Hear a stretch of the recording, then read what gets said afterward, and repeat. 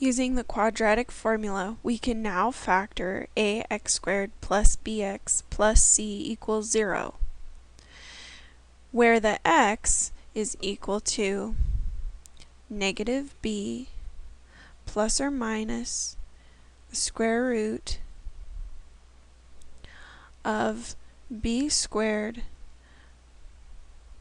minus 4ac all over 2a. This formula is extremely important to remember, and you will have to know it on your tests. You will not be given this formula. Let's try example 1.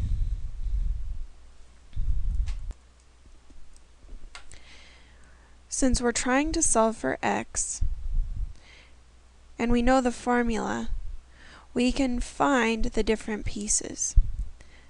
Negative b would be negative 7 plus or minus the square root of b squared, so that's 7 squared, minus 4 times the value a, which is 6, times the value of c, which is negative 3,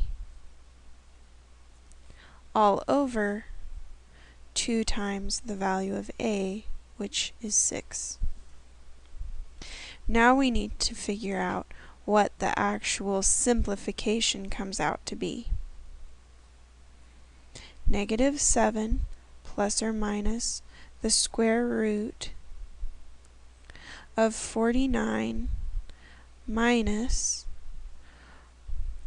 4 times 6 times negative 3. Negative 4 times 6 is negative 24. Negative 24 times 3 is positive 72.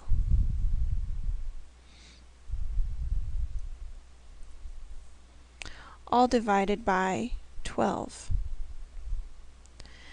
Simplifying further, we get negative 7 plus or minus the square root of 121 all over 12. The square root of 121 is 11.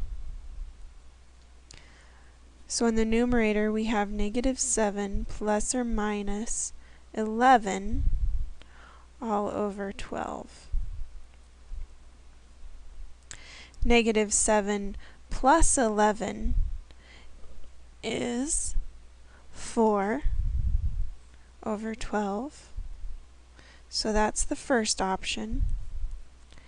And the second option is negative 7 minus 11, which would be negative 18 divided by 12. This gives us x equal to 1/3, and the other solution would be negative 3/2. In example 2, we're again going to use the quadratic equation or quadratic formula, which is negative b plus or minus the square root of b squared minus 4 times a times c all over 2a. Substituting the pieces in for the different letters, we get b is negative 1, so if it's negative 1, it's going to be a positive 1, plus or minus the square root of b squared, which we determined was a negative 1, so negative 1 squared, minus 4 times a, which is 5, and c, which is 2, all over 2 times a. Again, that's 5. So x is equal to 1 plus or minus the square root of 1 minus 4 times 5, or negative 4 times 5 is 20, and negative 20 times 2 is negative 40. All over 10.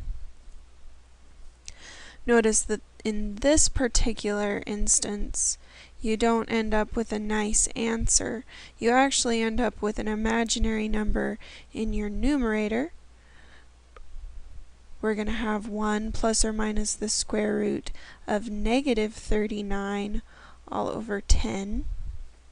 Since we have a negative inside our radical, and the square root of negative 1 is I, we're going to have 1 plus or minus I root 39 over 10.